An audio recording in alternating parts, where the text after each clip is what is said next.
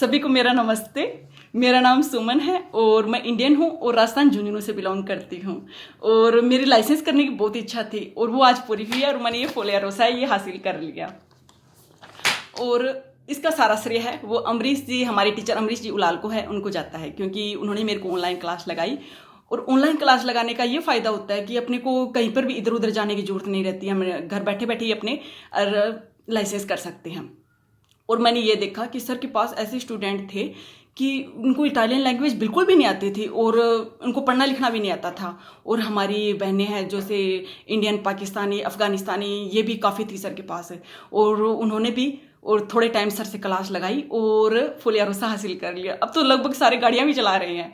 तो मैं ये कहना चाहूँगी आपको कि आप सभी भी सर से कांटेक्ट करें और जल्दी से जल्दी फोलियारोसा हासिल करें और आप भी गाड़ियाँ चलाएं, क्योंकि ये लाइसेंस है, ये अपने शौक की चीज़ नहीं है, हमारी ज़रूरत की चीज़ भी है।